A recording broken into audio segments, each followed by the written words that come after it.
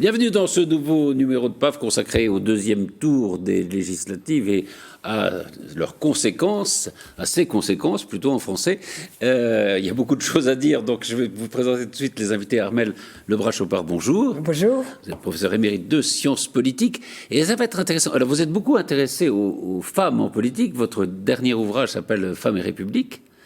Et on parle maintenant d'Elisabeth Borne, beaucoup doutent maintenant déjà de sa compétence ou de sa capacité à être Premier ministre, et peut-être que le fait qu'elle soit une femme, vous nous direz si ça joue un rôle ou pas, peut-être. Ce qui est le plus important, c'est que les femmes, le nombre de femmes a régressé, ce qu'on ne note pas assez, dans l'Assemblée de 2%. Absolument. 37% absolument. Au lieu de 39%. Absolument. Ça c'est un événement pour moi.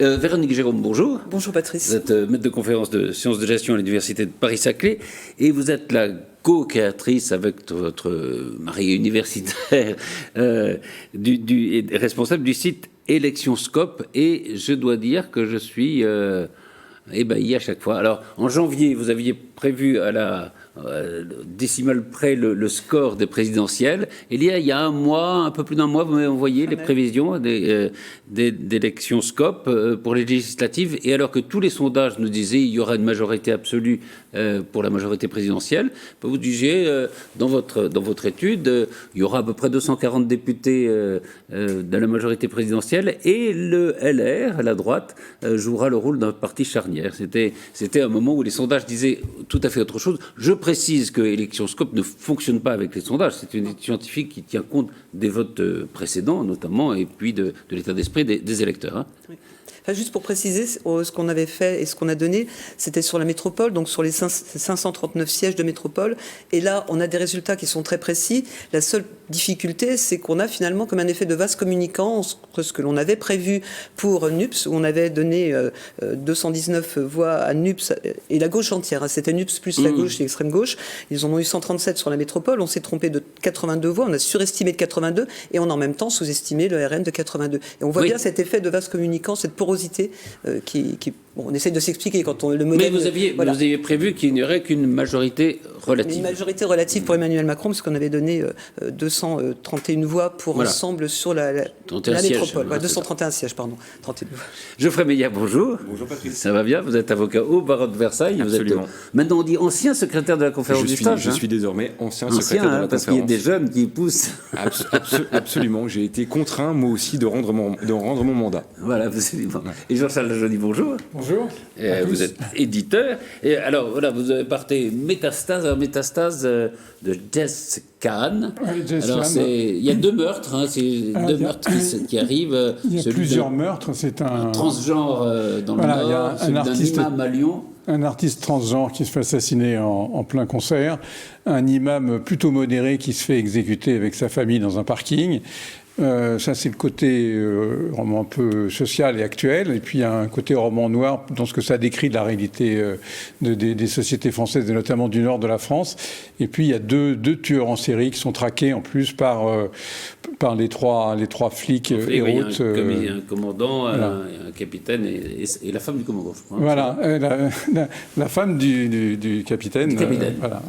Et il y a aussi la DGSI, la DGSE qui s'implique là-dedans, parce que ça arrange beaucoup de monde, le chaos organisé dans certaines banlieues, etc. Donc, ça s'appelle donc Métastase, Jess Kahn, et c'est aux éditions Lajonie, évidemment. Voilà.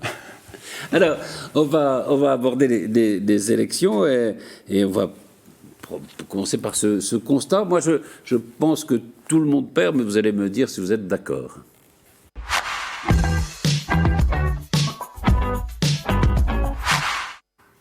Oui, mais j'ai l'impression que tout le monde perd. Emmanuel Macron perd parce qu'il n'a pas de majorité absolue.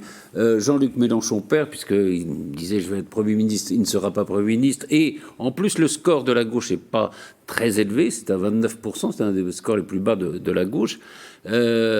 on pourrait dire que Marine Le Pen a un peu gagné, mais en tout cas, elle est toujours à la tête d'un parti qui est un parti d'opposition et non pas un parti de gouvernement. Et la droite perd quand même la moitié de ses députés. Sur cette analyse, Armelle, vous êtes à peu près d'accord ou pas? Je suis d'accord, peut-être un peu moins sur... Sur Le Pen? Voilà, sur Le Pen, parce que c'était pas l'élection de prédilection pour elle. Elle s'y était peu intéressée, on le sait, au départ. Elle souhaitait avoir juste un groupe. Oui, les 20 députés et donc à un moment. c'est une bonne surprise pour elle. Donc moi je considère pas que c'est perdu. Enfin tout dépend comment on se situe par rapport à gagner et perdu. Bon, ce qu'il y a de sûr, c'est que pour le reste, je suis d'accord avec votre analyse, et y compris pour la NUPS. Pour la NUPS, oui. Oui, parce que oui, la gauche fait 29%, c'est pas énorme. Et si on regarde l'Assemblée, alors si on rajoutait, puisque la NUPS dit que les macronistes sont à droite, donc si on rajoute les macronistes, le LR et le RN, ça fait une France très à droite. Au fond, mais ce qui correspond aux études qui ont été faites, d'ailleurs, il y a une droitisation. Tout à fait, il y a une droitisation de la société dans son ensemble. Véronique? Oui, moi je dirais peut-être les choses un peu différemment. J'ai l'impression que personne ne gagne et en même temps tout le monde gagne. Enfin, tout le monde croit avoir gagné. Quand on écoute un peu les discours, on a cette impression. Ça, c'est le discours. Voilà, c'est le discours politique, stratégique, bien évidemment. Mais ça peut produire un souci entre guillemets, c'est que finalement on n'a pas cette franche Assemblée nationale avec cette franche majorité, et donc il va y avoir un souci pour la majorité présidentielle qui va consister à chercher quand même 44 députés pour avoir la possibilité de faire passer, avec le plein des voix, une vraie majorité, faire passer des lois.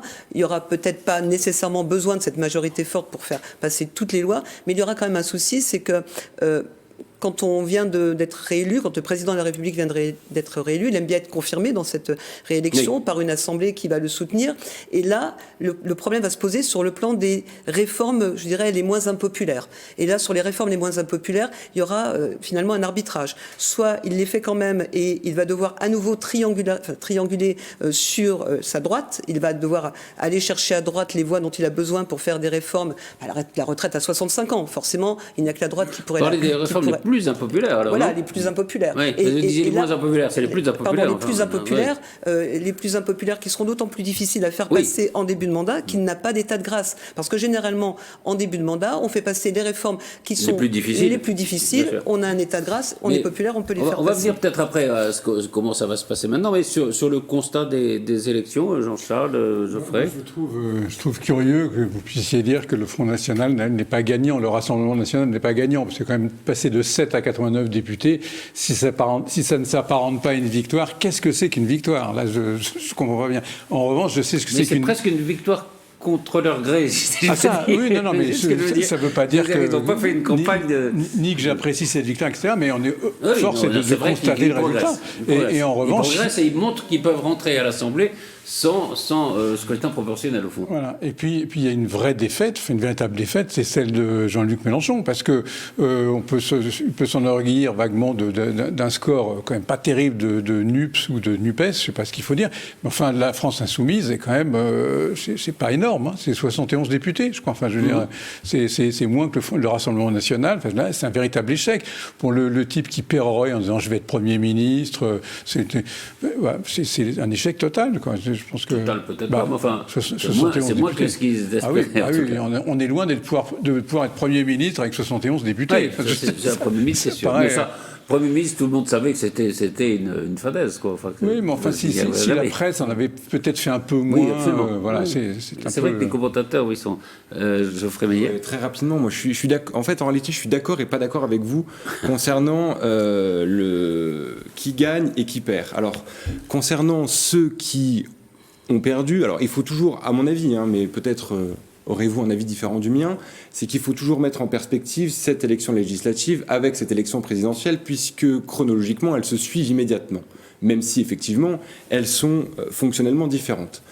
Malgré tout, lorsque on voit les scores qu'ont pu faire LR, par exemple, à la présidentielle, on aurait pu se dire que le désastre était encouru aux législatives. Or, Oui. Alors, je suis d'accord avec vous sur le fait qu'ils ont perdu des députés par rapport à ce qu'ils avaient en 2017. Mais ils peuvent jouer un rôle, oui. Ils peuvent jouer un rôle, ils en ont quand même maintenu 74 alors que leur parti fait moins de 5% à la présidentielle. Et en ça, je ne suis pas tout à fait certain qu'il faille caractériser le score de LR comme une défaite aux législatives. À mon avis, c'est pas une victoire. Historiquement, non, enfin, si on prend l'histoire un peu longue, alors évidemment par rapport à 2017, mais c'était quand même le parti avec le PS qui a gouverné la Ve République. Je suis parfaitement d'accord. Là, ils ont quand même 63 je suis députés. parfaitement d'accord avec vous, mais je pense qu'il faut quand même relativiser ce qu'on peut appeler l'échec de LR, puisqu'ils auront quand même, malgré tout, un rôle à jouer à l'Assemblée nationale. Et effectivement, par contre, sur la NUPES, là, je rejoins parfaitement votre avis, c'est clairement, à mon avis, une défaite de ce parti qui pourtant avait permis un rassemblement enfin de la gauche, au moins dans un but électoral. Et lorsqu'on voit comment Mélenchon avait été porté à la présidentielle, on aurait pu envisager, on aurait pu imaginer que le score soit différent, ou au moins qu'il soit un petit peu meilleur que ce qu'il n'est lorsqu'on voit les projections de l'Assemblée nationale. Ça correspond assez au premier tour de la présidentielle, ces résultats des législatives. Alors, ça correspond, mais en même temps, là où je ne suis pas tout à fait d'accord, c'est qu'il faut comparer ce qui est comparable. Donc c'est plus logique de comparer pour LR avec les députés qu'ils avaient avant, et donc tous ceux qu'ils ont perdus. De surcroît, ici, il y a aussi un choix qui était sous la contrainte des duels. Et quand on regarde, alors il y a quelques études qui ont été faites rapidement, je crois que c'est Mathieu Gallard qui a fait ça ce matin, dans les duels LR, Rassemblement National, LR a gagné à 94%. La NUPS contre le Rassemblement National n'a gagné que 52%. La NUPS contre Ensemble a gagné à 64%, et Ensemble contre le Rassemblement National a gagné 50% de ces duels. Ils ont gagné 50-50. Donc là, voilà, on voit bien que les choses ont évolué, et c'est très intéressant cette on voit bien que ce qu'on appelait le plafond de verre, là, il est peut-être en train de s'élever encore plus. En tout cas, je ne sais pas s'il éclate, mais enfin, il s'élève. Voilà, les choses bougent en tout cas. Il y a quand même toujours, on en parlait la semaine dernière, mais 25 millions de Français qui n'ont pas voté, 70% des jeunes qui ne vont pas voter. Il y a quand même derrière tout ça une sorte de crise démocratique quand même, non ? Oui, il y a une crise démocratique dans la mesure où les élections ne sont plus courues comme elles étaient avant, ne sont plus un événement, sauf les médias qui en font un événement au moment de la campagne, et en particulier pour le deuxième tour. Et il y a aussi d'autres alternatives pour la démocratie qui sont mises en avant. Il y a le mouvement associatif est assez puissant actuellement, c'est-à-dire qu'on va s'impliquer dans tel ou tel domaine particulier, pas le domaine général que couvrent les élections, mais la participation aux élections ne semble plus quelque chose de la marque de la citoyenneté, en quelque sorte. Oui, parce qu'il y a plus d'abstentionnistes que de votants. Absolument. Mais il n'y a pas non plus de quoi se précipiter vers les urnes.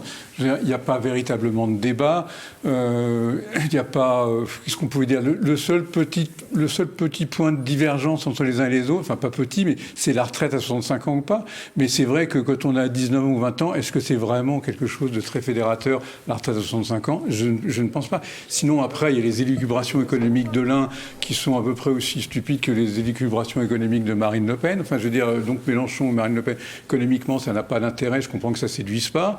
Voilà, donc il n'y a pas tellement de raison de se déplacer comme un fou, à part vraiment aimer la politique et se dire, bah oui, il faut faire attention, ce serait bien ou pas que le président ait la majorité absolue, etc. Mais ça, on rentre déjà dans des calculs, pour des gens qui s'intéressent vraiment à la politique. Sinon, c'est vrai que Mélenchon a essayé de mobiliser les jeunes.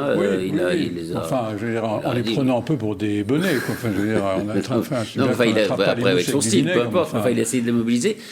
Ça a marché dans certains quartiers. On parlera peut-être des Yvelines. À Trappes, il y a quand même une forte participation par rapport aux habitudes. Ça n'a pas marché partout, en effet. C'est sans doute aussi que les sujets qui peuvent préoccuper les jeunes et les moins de 35 ans ont été, ça rejoint un petit peu ce que vous disiez, insuffisamment abordés dans le cadre de la campagne présidentielle et également dans le cadre des législatives. Ouais, mais c'est pas plus grave que ça, c'est pas plus... Il y a un problème avec les communautés d'existence. Je crois que ça fait déjà pratiquement 3 décennies qu'il n'y a plus ces relais et que la nécessité d'aller voter, la nécessité morale, parce que finalement c'est un engagement que l'on a sans même se poser la question. C'est un devoir. Enfin, alors c'est pas inscrit, il n'y a pas de sanction en France en tout cas. Et je pense que là il y a cet aspect quand même qui fait que, pour moi, la vérité du vote vient de celui qui s'engage et qui va de son plein gré voter, celui à qui on va imposer le vote, celui à qui on va dire c'est le vote ou la sanction.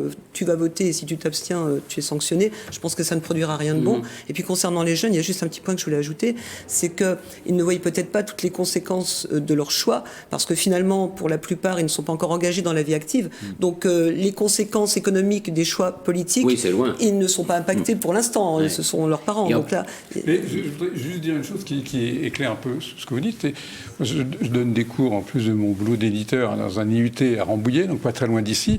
C'est quand même dans certaines classes que j'ai interrogé il y a 3 semaines une étudiante qui ne savait pas qui était le Premier ministre de la France.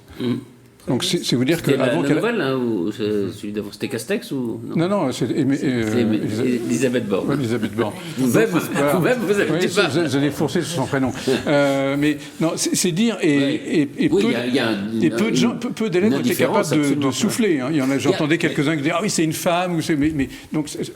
Comment est-ce qu'on peut passer de quelqu'un qui ne sait pas qui est le Premier ministre de la France à quelqu'un qui va aller voter? Ce que je lui ai dit, j'ai dit, cher ami, tant mieux si vous n'allez pas voter. Mais en même temps, ça pose un vrai problème quand même, cette désaffection. C'est un problème d'éducation, c'est un problème de...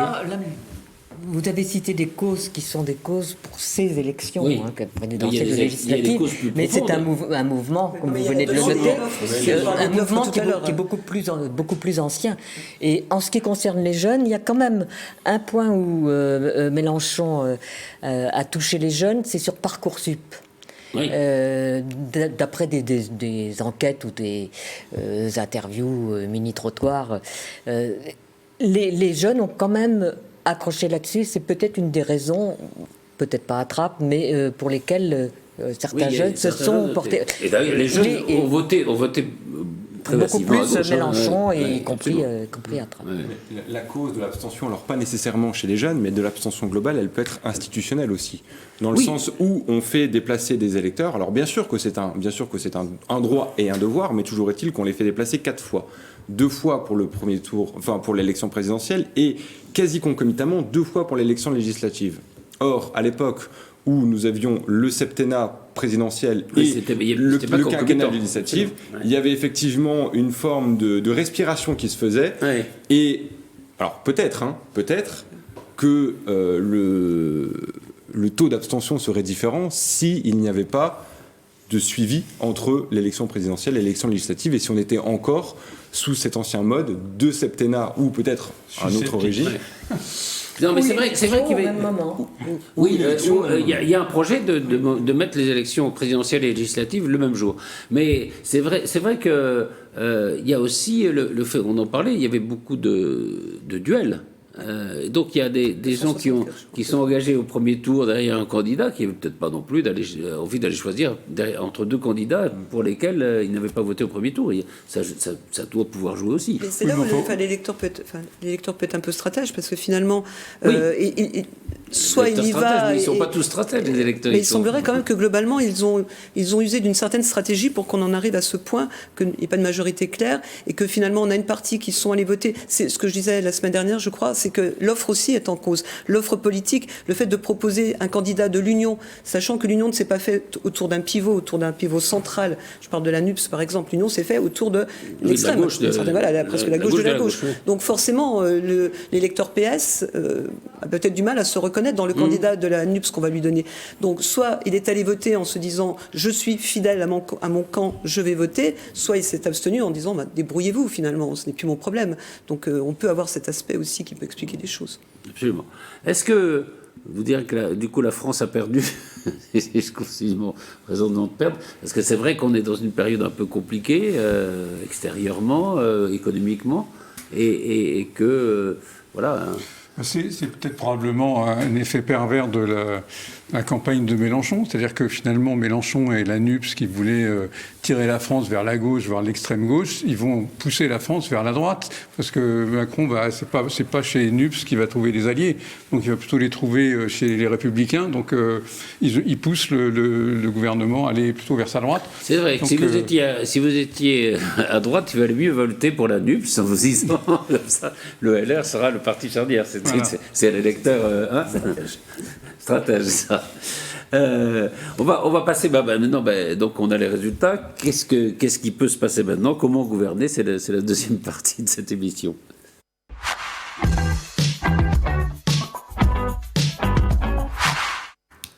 Alors je vous propose d'écouter une députée qui a été réélue, qui est ministre de l'Outre-mer, c'est Yaël Braun-Pivet, le soir de sa réélection dans la 5e circonscription des Yvelines. Ça va être difficile parce que notre assemblée a été bâtie pour fonctionner selon une règle majoritaire en appui du programme d'un gouvernement. Nous ne sommes pas dans un régime parlementaire et donc il va falloir trouver des majorités, aller chercher des consensus. C'est forcément plus compliqué, mais c'est ce que les Français souhaitent que nous fassions. Donc il faut que nous soyons maintenant à leur écoute. Ils ont souhaité une assemblée très variée. Bien à nous maintenant de nous montrer à la hauteur des souhaits qu'ils ont exprimés dans les urnes aujourd'hui. Voilà, ça résume assez bien la réalité. C'est vrai qu'on parlait beaucoup, il y a peut-être aussi une victime collatérale de ce scrutin, c'est le scrutin majoritaire à 2 tours, puisque on disait jusqu'à présent il est injuste, mais au moins il permet une majorité stable. Là, on voit qu'il est toujours injuste, mais qu'il ne permet pas de majorité stable. Donc autant aller à la proportionnelle, non? Oui, ou autant ne pas y aller. Puisque, de toute façon, la proportionnelle... Oui, autant pas y aller, vous avez raison. Mais comme c'était une demande assez forte, parce que tous les gens qui disent aujourd'hui, ah oui, il va falloir négocier, mais enfin, qui étaient favorables à la proportionnelle, s'il y avait eu la proportionnelle, il aurait fallu de toute façon négocier. On serait dans une situation qui serait sans doute encore plus difficile que celle-là, non? Oui, mais le point de vue, c'était celui de la représentativité, c'est-à-dire bien représenter sur le plan sociologique les Marine électeurs. Le Pen, qui est et ils ne se posaient deuxième pas la présidentielle, question de ce qui se passait ensuite sur les alliances. C'est une question qui ne se posait jamais. C'était simplement, il faut mieux représenter les Français. Et ça, c'est vrai que là, on a une petite proportionnelle qui ne dit pas son nom, quoi, en gros. Exactement.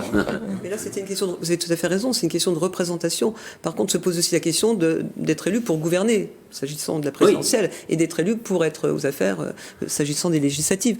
Donc là, il y a quand même une double vision, la vision d'une stratégie politique, et c'est un peu ce que certains écrits politiques disent. Est-ce que l'on veut gagner les élections et faire un programme pour gagner les élections et uniquement gagner les élections, ou est-ce qu'on veut gagner les élections pour appliquer son programme? Et là, le programme disparaît. Dans ces jeux d'alliance, le programme n'est plus mis en avant.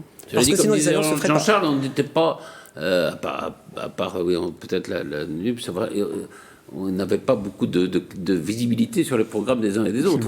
C'est le moins qu'on puisse dire.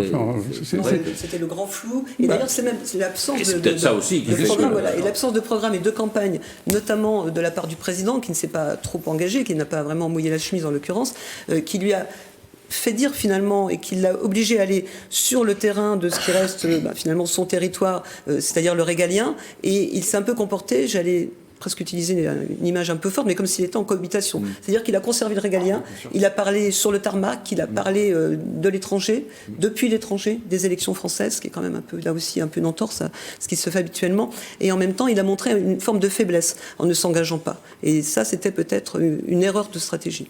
Je pense qu'il y a une forme de cécité, surtout.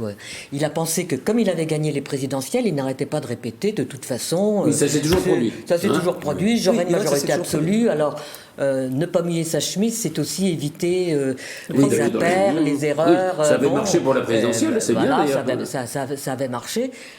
Quand il y a eu le premier tour des élections législatives, c'est la douche froide, mais je ne sais pas, il n'est pas sensible à ce genre de choses, il n'a pas encore bien compris, mais un tout petit peu quand même. Sur le tarmac, là, il fait, au lieu d'annoncer des réformes positives, il agite le chiffon rouge, en particulier vis-à-vis de la NUPS. D'un air de dire, tout de même la position de l'homme providentiel, déjà, le tarmac, l'avion derrière, etc. L'homme providentiel, c'est-à-dire que ce qu'il demandait, c'est « ayez foi en moi, ayez foi ». C'est vrai pas que un programme. Ne votez pas pour les autres, c'est dangereux, qui a marché pendant longtemps et qui a fait le Front républicain notamment. Enfin, ça marche beaucoup moins bien aujourd'hui, quoi. On le voit bien avec les votes pour le RN, des duels qui ont été remportés. Il y a visiblement eu un côté chamboule tout, c'est-à-dire que les gens proches de Macron ou vraiment étiquetés pro-Macron ou proches de Macron ont quand même pris de grosses claques, que ce soit Castaner ou Ferrand, qui sont quand même, c'est pas économiquement qu'ils ont été dégagés. Je veux dire, Ferrand dans sa Bretagne, il faisait bien le job. Enfin, je veux dire, il n'y a pas de personne pouvait lui dire oui, économiquement ça va pas plus que, mais simplement c'était le président de l'Assemblée nationale, le proche de chez Macron, Castaner, c'est pareil. De Montchalin, voilà, ministre aussi, toute une flopée qui ont payé et souvent Bourguignon aussi, qui était très bien élu jusqu'ici, voilà. Qui devient ministre de la Santé, qui est battu. C'est vrai qu'il y a des symboles, quoi. Bon, après, c'est toujours un peu pareil. Et c'est pareil pour tout, c'est la démocratie, mais c'est souvent en plus à peu de voix. C'est pas non plus des ras de marée. Enfin, je veux dire, Richard Ferrand, il y a 600 voix de différence. C'est ce que disait Olivier Véran. C'est pas non à plus 1% près, il y avait la majorité absolue. Voilà. Donc c'est pas non plus un raz de marée. Il faut garder ça à l'idée. Mais oui, c'est vrai que ça se joue un peu. Alors, donc on a une configuration avec 3 grands blocs. Le bloc de la majorité présidentielle, qui a 245 sièges, et puis 2 blocs un peu extrémistes, le RN avec 89. On pourrait dire, alors si on prend dans la NUPES, on pourrait dire peut-être LFI qui a 72 députés, qui sont un peu les extrêmes. Après, les écologistes, les socialistes, on verra. Est-ce qu'ils peuvent voter, est-ce qu'ils peuvent s'abstenir dans un certain nombre de votes, c'est possible. Et puis 61 députés, LR, et un peu plus si on ajoute les UDI et les divers droites, 74, qui peuvent jouer en effet le rôle de parti charnière.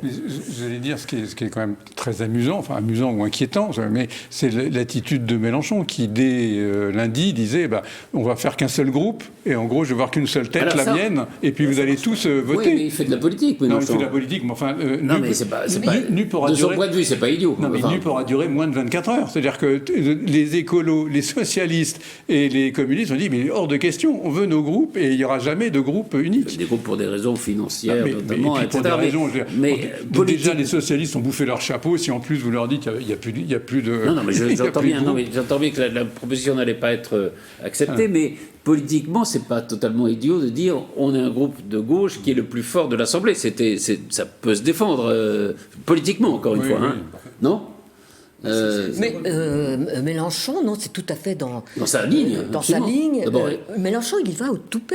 Oui. Quand il a annoncé qu'il fallait l'élire Premier ministre, tout le monde était stupéfait et finalement ça a marché. Et il a forcé la main à ses 3 autres partenaires, les 3 autres groupes partenaires, et peut-être qu'ils pensaient encore en les prenant de vitesse, leur forcer la main. Et à ce moment-là, s'il n'y avait eu que la NUPS, effectivement, pour moi aussi, c'était impossible. S'il n'y avait eu que la NUPS, qu'est-ce qui est majoritaire? C'est la France insoumise, et les autres partis étaient complètement absorbés. Absolument. Mais c'est ce qu'il essaye de faire. C'est ce qu'il essaie de faire, mais là, je crois que c'est terminé. Les autres se sont dit, on s'est suffisamment fait avoir. Pour les autres, c'était juste... Ils ont compris là. Pour les autres, c'était juste une union électorale. C'est pas ils voudraient faire d'une union électorale une union politique, et les autres n'en veulent que comme union électorale qui leur a permis d'avoir des députés. En gros, et de l'argent. Et de l'argent. Et évidemment de l'argent, oui. Non, mais pour le PS, même, c'est inespéré. Oui, non, donc ils ont bien joué. Chacun avancé pion petit à petit. C'est inespéré. Oui, pardon, je vous fais. Non, je disais que c'était de toute façon pas soluble dans une assemblée dans laquelle il n'était pas majoritaire. Oui. Donc ça rejoint parfaitement ce que vous disiez, c'est que ça aurait pu fonctionner si jamais ils avaient eu une majorité qui leur aurait permis d'entrer au gouvernement, mais là, étant donné qu'ils sont minoritaires, la NUPS ne pouvait pas rester soluble dans une opposition. Alors, j'avais une question parce qu'on entend partout, voilà, c'est un échec terrible pour Emmanuel Macron, etc. Est-ce que c'est si grave que ça de ne pas avoir une majorité absolue? Parce que quand on n'a pas une majorité absolue, ça ne veut pas dire que tout le monde vote contre vous. Il y en a qui s'abstiennent, il y en a qui ne participent pas au vote, et ça peut garantir quand même des majorités. Alors, le problème, c'est effectivement pas le fait d'avoir manqué la majorité absolue. On parle de majorité relative, mais... Elle est fortement relative. Elle est fortement... Il faut se souvenir qu'en 88, avec Michel Rocard, qui est le dernier exemple la dernière référence qu'on peut avoir, il y avait 14 voix de différence. Hein, seulement 14 voix. Et Michel Rocard... Et vous avez votre collègue Guy Carcassonne, allait qui a beaucoup œuvré par son pour... entre-gens, il allait voir il connaissait tout le monde, il allait voir les uns et les autres, et il pouvait faire modifier l'attitude en se tournant tantôt vers les communistes, à l'époque qui était important, vers les centristes. Ou les centristes, sans parler du 49.3 qu'il a dû utiliser beaucoup 19 fois. Et qu'on pourrait moins utiliser aujourd'hui, une constitutionnellement. fois par session, et pour le budget et pour la sécurité sociale, je crois. Donc et moins... je crois aussi si on fait une session extraordinaire. Mais de toute façon, ça nous amène à l'utiliser 3 ou 4 fois. Mais vous pensez donc que ça va être compliqué ou pas pour le gouvernement? Ah oui, je pense que ça va être très compliqué. Très compliqué. Oui, on n'exagère pas en disant que ça va être si compliqué. Non, ça va être compliqué parce que l'Assemblée va être houleuse. Oui. Ça, c'est déjà au point de vue des débats. Est-ce que ça va être vraiment démocratique? 72 insoumis et 89 RN. Ça sera peut-être plus houleux à l'Assemblée et moins houleux dans la rue. Alors, donc c'est ça qui peut être intéressant, parce que là, la rue va être plus difficile à mobiliser, puisque on reprochera aux uns de ne pas avoir donné leur voix, aux autres de l'avoir donnée, aux partis majoritaires, d'Emmanuel Macron. Vous avez raison, c'est le rôle d'ailleurs du Parlement de faire en sorte que les conflits se jouent là plutôt que dans la rue. C'est assez sain. Effectivement, sur le plan démocratique, c'est pas inintéressant qu'on retrouve un réel débat à l'Assemblée. D'autant que lorsqu'on regarde sa composition, excusez-moi Patrick, je vous ai interrompu. Non, je vous en prie. Lorsqu'on regarde sa composition, on se dit que malgré tout, en fonction des sujets et en fonction des thèmes qui seront débattus, il y a la possibilité pour Ensemble d'aller chercher soit des soutiens sur sa droite avec LR, soit éventuellement, je vous dis, en fonction des thèmes qui seront abordés, sur sa gauche, il y a quand même 22 députés divers gauche qui sont éventuellement mobilisables. Absolument. par rapport aux lois qui seront évoquées, et éventuellement même au sein de la NUPES, qui n'existe pas, mais dont on voit il y a des socialistes, il y a des écolos. Il y a 22, je regardais, il y a 22 députés socialistes. On peut tout à fait envisager qu'eux aussi rallient la majorité si jamais la nécessité est que... Et ce que je voulais dire, pardon, je ne voulais pas vous interrompre, mais c'est vrai qu'on parle par exemple de motion de censure, et Jean-Luc Mélenchon a déjà déposé une motion de censure pour le 5 juillet sans savoir qui sera Premier ministre, qu'est-ce qu'il dira, etc. Mais le temps que, pour qu'une motion de censure soit votée, il faudrait qu'elle soit établie dans les mêmes termes et par la NUPES et par le RN. Et on n'y est pas. Je veux dire, le jour où la RN et la NUPES vont se mettre d'accord sur une motion de censure, je crois que les poules auront des dents, non? C'est là l'avantage qu'il n'y ait pas une culture de compromis chez nous. Oui. Parce que comme ça, on est sûr que RN et l'extrême gauche ne vont pas s'allier. Donc effectivement, ni les LR qui pourraient avoir envie de faire tomber le gouvernement, ni le Rassemblement national ne vont signer une motion de censure qui est lancée par Mélenchon. Mais Mélenchon, c'est toujours sa même tactique. Absolument. C'est le coup d'avance. Mais après, on est déjà au 7 juillet. Démocratiquement, il serait bien aussi que Mélenchon réalise qu'il n'a pas été élu président de la République et que là, ne s'étant pas présenté, il n'est pas non plus député. Donc là, il se conduit comme s'il était député. Il dit, je vais déposer une motion de censure. Oui, c'est vrai qu'il ne peut pas. Il n'est pas député, il n'a rien à dire. Voilà, c'est pas à lui de dire, je fais...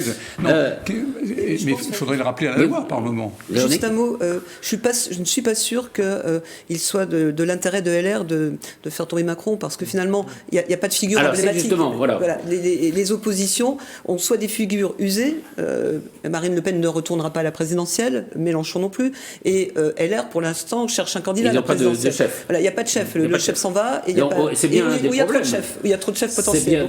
C'est bien des problèmes, c'est qu'on voit bien que LR est coupé en trois, presque. Oui, il y en a qui iraient, Ciotti, qui irait volontiers un peu vers le RN, Jacob qui dit pas de compromission avec Macron, et puis vous avez le maire de Saint-Étienne, vous avez un certain Copé qui disent on pourrait passer un accord de gouvernement. Donc on voit bien qu'il y a et il n'y a pas de chef, en effet. Voilà, mais le problème est là, c'est si on voit dans le long terme, il n'y a pas de chef, et donc l'intérêt du parti, c'est quand même de trouver un chef emblématique qui se pose en tant que président du parti, mais aussi présidentiable pour la prochaine échéance, qui marque déjà finalement des points. Et là, j'ai l'impression qu'il y a une usure des hommes au sens premier du terme, absolument. Et une usure au sens cost of falling, une usure du pouvoir. Avec Jacob, il est un peu usé, quoi. Et l'usure du pouvoir de tous les responsables des partis.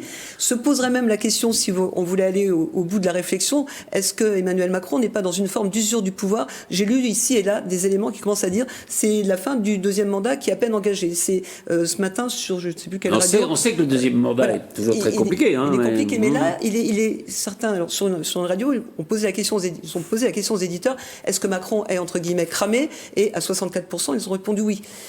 Il y a quand même un signal qui est envoyé ici. Surtout, vous avez tout à fait raison, parce que visiblement, personne n'a voulu se cramer avec lui, parce que non, mais le maire du Havre, il a quand même fait une campagne législative d'une discrétion qui force le respect. Édouard Philippe, hein. Oui, on a vraiment l'impression que c'était tout le monde était on n'a qu'à baisser la tête, on va attendre que le boulet passe, et puis après, on verra. Le signal vient d'en haut, quand même, non? Comment? Le signal venait d'en haut aussi. Enfin, c'est Emmanuel Macron lui-même qui n'a pas fait... Oui, mais enfin, à ce point-là, je pense qu'il a été dépassé par ça. La première ministre non plus, on l'a pas beaucoup Alors, vu. la première ministre, c'est autre chose. Parce que on va parler de...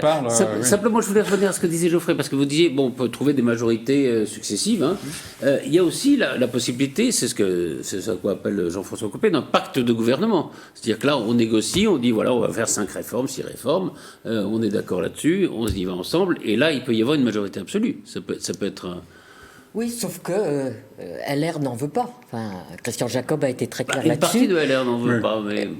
Alors, il semblerait que les cadres, effectivement un peu usés, ne soient pas pour un accord de pacte de gouvernement. Sauf que Valérie Pécresse pencherait peut-être pour cette solution. Oui. Mais en revanche, les enquêtes prouvent que les électeurs de LR, en revanche, seraient assez pour un pacte de gouvernement. Mais Macron, lui, vous avez parlé d'il est cramé, il est usé. Je crois qu'il y a un véritable problème de sa personnalité. Je crois qu'il n'a plus d'idées. Il ne propose rien de nouveau. Et on voit bien la procrastination actuelle. Il tarde à nommer une première ministre, tout en ayant annoncé d'avance une femme mystérieuse qui c'était dans sa stratégie aussi un peu à la Hollande. Le fait de tarder, c'est pas vraiment le signe d'usure. Pour moi, il est plus... Oui, mais le problème, c'est qu'il ne sait pas quoi faire. Le problème, c'est qu'il continue. Là, on est avec un gouvernement démissionnaire. Je pense qu'il va prendre son temps. Et son camp lui-même... Il ne faut pas l'enterrer trop vite, il va rebondir. Non, je pense qu'il est très précautionneux aussi, parce qu'il sait quelle forme de rejet il peut aussi susciter chez l'électorat et chez les Français. Ça, je pense qu'il l'a vu quand même. Il a quand même eu un quinquennat particulièrement apocalyptique. Hein. On a entre ce que fut la crise des Gilets jaunes, puis derrière la crise sanitaire... Il avait quand même une société à la fin qui était quand même vraiment sur les charbons ardents et sur un fil. À mon avis, je pense qu'il n'est pas dupe du fait qu'il peut parfois susciter une forme de rejet, et donc il se met en retrait, il gère les relations internationales, puisque nécessité faisant loi, il faut les gérer en ce moment, parce qu'en plus ça lui permet de regagner une forme de légitimité politique, mais à mon avis, sur tous les sujets intérieurs, il se met un petit peu en retrait, parce qu'il sait que si jamais il s'expose trop, ça peut être néfaste. Comme tous les deuxièmes mandats, je veux dire, Chirac a été assez en retrait pendant son deuxième mandat, et c'est plutôt consacré à la politique extérieure. Qui était le domaine réservé. Ce que fait Macron, ce que fait Mitterrand, pour des raisons aussi de cohabitation aussi, mais enfin, il était très à cheval sur ses prérogatives en matière de politique extérieure. Donc c'est un peu ce que font les présidents de leur deuxième mandat, mais c'est vrai que c'est toujours compliqué, quoi, les deuxièmes mandats. On est sur une forme de nouveauté aussi, parce que c'est la première fois dans l'histoire de la 5e République version quinquennat qu'un président est réélu. Absolument. Oui, bien sûr. Non, mais à chaque fois que les présidents étaient réélus, ils sortaient de cohabitation. Donc finalement, ils réamorçaient un nouveau cycle. Là, pour le coup, c'est pas le cas. Donc c'est à voir Ouais. aussi. Mais c'était très intéressant d'ailleurs, parce que les J'ai sondages peut-être le temps, disaient quoi. on réélit Macron, mais on ne veut pas qu'il ait une majorité à l'Assemblée nationale. Hein. C'était clairement dit. quand même clairement, oui, c'était absolument clairement exprimé. Un mot, Une demande de démocratie. Hein. Voilà. Ouais, Là, il y a absolument. une vraie demande de démocratie. un mot sur Elisabeth Borne, justement, deuxième première ministre de la France.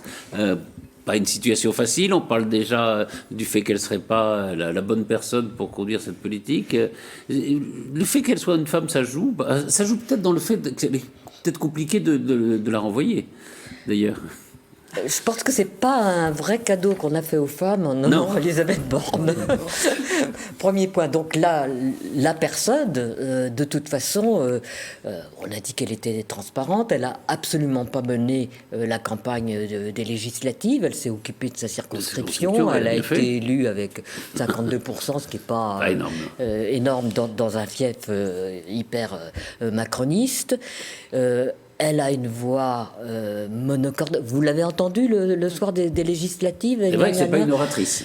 Et pour tout ça, 3 heures avec Macron pour nous sortir des platitudes, une langue de bois, nous dire qu'il y avait un risque. Oui, bon, il y a un risque, et qu'on allait avoir voilà, l'action, alors qu'elle est complètement. Vous avez tout à fait raison. Quand on a entendu le soir même Marine Le Pen, Mélenchon et Elisabeth Borne, on dit là, il n'y a pas photo entre les trois. Quand il y en a deux qui sont dans le truc, et la troisième, c'est pas. C'est pas son truc. Est-ce qu'il faut être. On dit aussi elle n'est pas politique, mais ça veut dire quoi être politique? Je sais pas très bien. Il lui manque une présence politique. Elle manque d'empathie. Elle n'a pas la communication avec vous et moi, et puis encore moins la foule. Je pense qu'elle ne le souhaite pas. Elle pense qu'il faut. Elle fait dans son ADN. Je pense qu'elle ne peut pas. C'est pas sa structure. On sent qu'elle fait des efforts. Elle fait des efforts, absolument. Elle essaye. Non, mais elle peut mieux faire, mais je pense qu'elle a une histoire personnelle qui explique cette rigueur qu'elle a, qui sort de tous les côtés, qu'elle respire. Mais en même temps, je pense qu'elle veut garder une distance. Et qu'elle veut garder une distance pour établir son autorité. Parce qu'on dit d'elle quand même qu'elle a une forme d'autorité. Et pour une femme, c'est assez naturel, enfin, je ne devrais pas dire ça, mais c'est assez naturel de toujours avoir l'impression d'être obligée d'en faire un peu plus que si on était un homme, pour prouver et pour être crédible. Et étant dans cette position de première ministre, enfin, on va même dire une femme premier ministre, après tout, la fonction n'a pas de sexe, me semble-t-il, et l'homme doit honorer la fonction, la femme ou l'homme doit honorer la fonction, c'est pas la fonction qui honore, c'est l'homme ou la femme qui doit respecter et honorer la fonction. Et là, je pense qu'elle veut tellement honorer qu'elle s'oublie et qu'elle oublie même qu'elle a un côté humain qui devrait passer, parce que généralement, c'est là aussi qu'on voit les politiques. Et je pense que si on se souvient aussi d'Édith Cresson, politique générale, présentation de la politique générale, Édith Cresson dans l'Assemblée, ça parlera certainement pas aux jeunes qui ne votent pas. Son discours était curieux. Et il y a quand même eu une espèce de malaise, et ça a continué. Et là, je ne sais pas comment on peut imaginer les choses se passer, comment on peut imaginer que les choses Avec le puissent se discours de passer politique bien générale d'Elisabeth Borne. là, il y a une grosse interrogation. Parce Elle va nous faire regretter Castex. C'est fou quand même. Ah ben oui, mais moi j'adorerais que. Non, mais c'est l'accent. Macron n'aura pas les mains complètement libres pour nommer le ou la future première ministre. Ce qui va peut-être se passer, c'est que Elisabeth Borne va disparaître. ça va être compliqué. Et il y aura peut-être un homme après, et voilà, ce sera la femme, la seconde femme première ministre, qui sera restée encore moins longtemps qu'Édith Cresson, qui était restée. Mais c'est destructeur. Macron peut éventuellement la remplacer par son premier choix, qui était devenu le deuxième, Catherine Vautrin, qui réclame. Qui est plus à droite. Et qui réclame dans Libération, absolument. Et qui est plus à droite. Alors que c'est vrai qu'elle vient de gauche, c'est ça, et dans une assemblée où l'accord. On parle de Bruno Le Maire aussi, évidemment, qui serait plus politique, alors pour le coup. Le message des électeurs, c'est peut-être plus aller vers la droite que vers la gauche. Donc, et remplacer, vous avez tout à fait raison, une femme par une femme, ça enlèverait tout le côté, oui, c'est une femme qui est virée. Non, c'est pas une femme qui est virée, c'est un Premier ministre qui est plus ou moins bon, c'est tout. Voilà, tout à fait. On passe aux Yvelines peut-être. C'est intéressant quand même ce qui s'est passé ici. Alors c'est notre troisième partie. Voilà les résultats dans les Yvelines.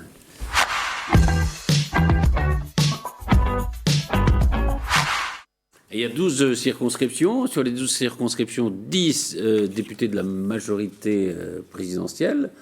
dont 2 Modem et le reste étant des ensembles, enfin des Renaissance plutôt, et puis 2 nouveaux députés LFI dans la NUPES, pardon, dans la 8e et dans la 11e circonscription. La 8e circonscription, c'est Mantes, en gros, hein, et la 11e, c'est Trappes, voilà.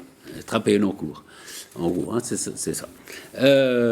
Alors, je propose d'abord, enfin, c'est vrai que les députés, alors il y a les nouveaux, comme Charles Rodwell ou Carl Olive, dans la première et la 12e, qui sont très largement réélus. Ils sont élus, pardon, puisque c'est des nouveaux. Dans l'ensemble, d'ailleurs, c'est des élections assez faciles, hein, on peut dire ça, sur les élections ou réélections. Sophie est très serrée à 117 voix, je crois. Ah non, ça c'est la NUPS Oui, la NUPS qui a 117 voix. oui, non, je parle de l'élection des députés macronistes, sortants ou nouveaux. Ils sont tous réélus à, oui, voilà, plus de 60% des voix, enfin, sauf peut-être la Yael Braun-Pivet qui a, c'est un petit peu moins, Marie Lebec 65, ouais, c'est quand même... non, Yael Braun-Pivet 65 pratiquement, donc c'est énorme. C'est énorme.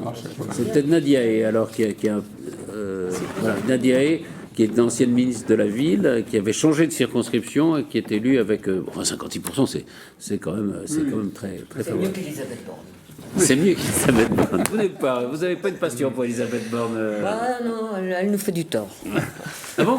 À ce point-là? Ah oui, elle fait du tort aux femmes. C'est la grande spécialiste des femmes en politique qui parle là, donc on vous écoute. À noter que parmi ceux qui ont été battus et qui ne pourront pas revenir au gouvernement, 3 femmes. Oui, absolument. Les 3 battus sont 3 femmes, c'est Mme Bourguignon, Mme Monchalin et la secrétaire d'État à la mer. Elles ne sont pas démissionnaires pour l'instant. Elles ne peuvent pas démissionner puisque le président a refusé la démission d'Elisabeth Borne.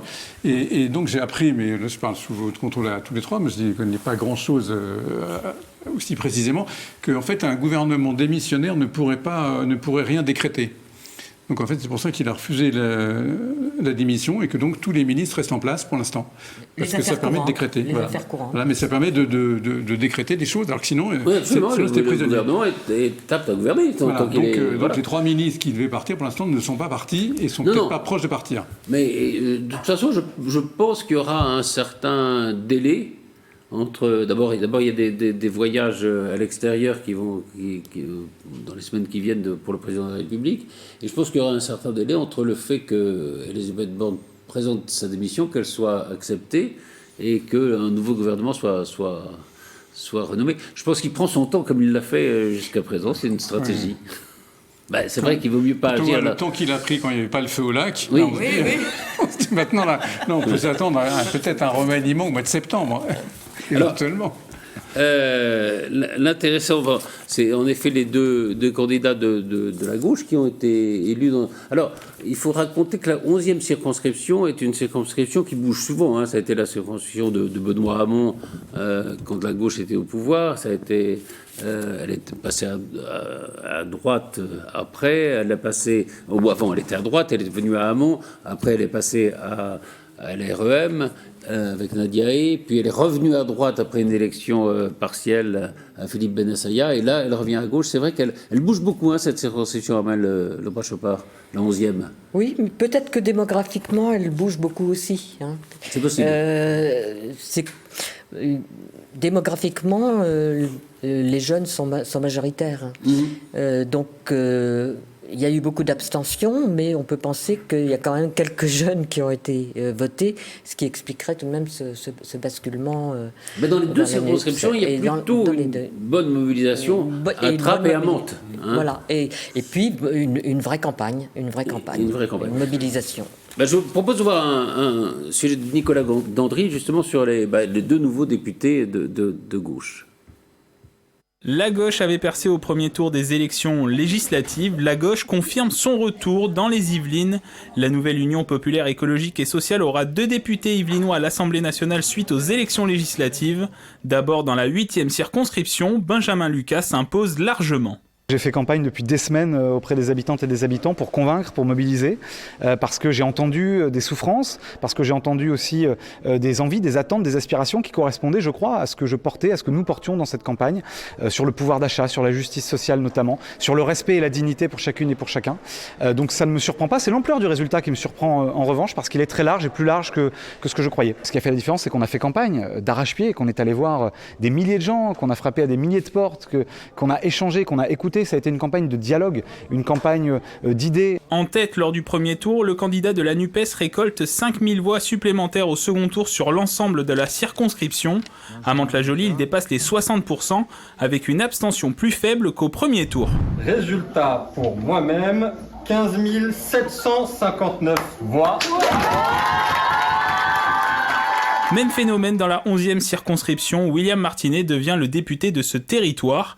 Il devance la candidate de la majorité présidentielle Aurélie Piacenza de 117 voix seulement. Notre réservoir de voix, c'était les abstentionnistes. Voilà. Il n'y avait rien d'automatique et de mécanique pour pouvoir faire plus de 50% des voix. Il a fallu retourner sur le terrain et à réussir à convaincre à la fois de nos propositions, mais ça c'était pas le plus difficile. Le SMIC à 1500 €, la retraite à 60 ans, le blocage des prix, c'est des mesures qui sont majoritaires, ultra majoritaires dans le pays. Ce qui a été le plus difficile, c'est de convaincre qu'il était possible de gagner. Bien entendu, il est arrivé en tête à Trappes, qui est la première ville de la circonscription. Donc c'est ce qui a fait l'écart entre a priori sur les résultats. À Trappes, le candidat de la NUPES récolte 78% des suffrages avec une participation plus importante par rapport au premier tour. Sur l'ensemble de la 11e circonscription, William Martinet gagne un peu moins de 5000 voix par rapport au premier scrutin.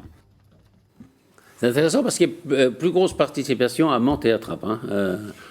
Et une augmentation de la participation au deuxième tour, alors qu'au niveau national, absolument. Il y a 2% de moins de participation, ce qui fait qu'on arrive véritablement à un record d'abstention jamais connu. Mais ce qui prouve bien que c'est très difficile de mesurer l'abstention. Et il semble bien que, y compris au niveau national, il y ait eu des transferts des personnes qui n'ont pas voté au premier tour des législatives, qui se sont mobilisées pour le deuxième tour. Et donc, c'est pas les mêmes. Et ce ne sont pas les mêmes. Donc c'est très difficile de mesurer. Et donc là, il semble qu'il y ait eu un sursaut pour le deuxième tour, en voyant que peut-être la NUPES avait des chances de gagner, etc. etc. De mobilisation. Il y a une mobilisation, et puis on les a mobilisés, je ne sais pas, il faut dire, mais les chefs de file étaient dynamiques. Il y a une forme d'asymétrie, dans la mobilisation, une forme d'asymétrie. C'est plus ceux qui voulaient revendiquer et sortir les sortants. Et il est plus facile de les mobiliser ici, visiblement, que de mobiliser pour soutenir et confirmer une position. D'ailleurs, je ne veux pas dire de bêtises, mais les deux sortants, ces deux circonscriptions étaient tenues par LR. C'était Michel Vialet, la 8e, et Philippe Benassia, la 11e. Il ne me semble pas qu'ils aient appelé à voter contre le candidat de la NUPES. Mais, enfin, je peux me tromper, mais il ne me semble pas qu'il y ait d'appel, d'ailleurs, c'est ce qui est quand même intéressant. Je voyais sourire, vous, Jean-Charles aussi, quand on entendait le nouveau député donc, de gauche dire, évidemment, quand on a un programme avec la retraite à 60 ans, le SMIC à 1400 € et je ne sais plus quelle est la troisième mesure, et le blocage des prix. Demain, on reste gratis. Oui. Ça parle aux jeunes, parce qu'ils ne sont pas concernés par le financement de ces mesures. C'est encore plus efficace. Parce que finalement, il suffit de proposer, et puis les promesses n'engagent que ceux qui les écoutent, si on peut parler un peu vulgairement. Et d'un autre côté... c'était Chirac, c'était pas si vulgaire que ça. entre autres. Mais forcément, les jeunes peuvent être, entre autres, les jeunes peuvent être sensibles à ces arguments. C'est ce qui fait la différence entre le politicien et le politique. Le politicien vend son programme, il se fait élire. Le politique, lui, pense un peu plus loin, n'a pas cette myopie, il pense aux conséquences des annonces qu'il a faites et comment financer. Parce que là, on est quand même, certains macroéconomistes disent, on est à l'os, j'aime pas l'image, mais c'est un peu la réalité. On est à l'os sur beaucoup de choses, et sur les dépenses, et sur les recettes, et sur la dette. On prévoit 3 000 milliards d'euros de dette publique à pas si lointaine échéance. Donc, comment faire si la croissance ne revient pas? Et la croissance, on a déjà réduit les prévisions de croissance de 4%, on est passé à 2,4 prévisions, on n'y est pas encore. Donc si on n'a pas la croissance, si on n'a pas la forme magique, si on n'a plus les robinets ouverts par la Banque Centrale Européenne, si on n'a plus toutes ces sources de financement qui étaient bien faciles et qui facilitaient les choses, comment va-t-on faire? C'est la grosse question. Et politiquement, ça veut dire que c'est toujours plus facile d'être un candidat d'opposition qu'un candidat de gouvernement. C'est-à-dire qu'on peut dire un peu ce qu'on veut. Période de crise, en tout cas. Hein, c'est vrai. De crise, oui. Période de crise, non, c'est vrai. C'est vrai que le discours modéré est toujours plus compliqué à faire passer, non? Oui, mais pour être élu, et quand on est candidat, il faut séduire. Hein. Et comment est-ce qu'on séduit? Bon, on séduit par des promesses, par un récit, on en a parlé la semaine dernière, et forcément, il faut que le récit ait une issue heureuse. Ouais. Donc, il faut que les prix soient bloqués, que le SMIC soit à 1 500 € par mois, et que la retraite soit à 60 ans. De toute façon, ce qui va être intéressant, c'est qu'on va être...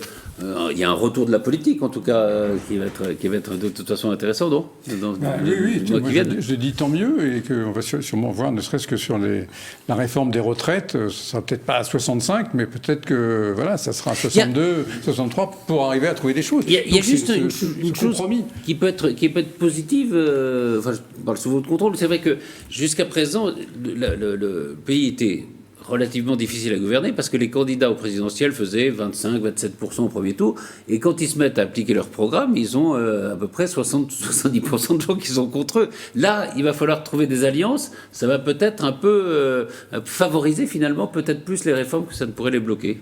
On pourrait avoir ce discours-là, en tout cas, si on est optimiste. Oui, et puis après, il faut bien imaginer aussi une recomposition politique, parce que les Républicains vont se diviser.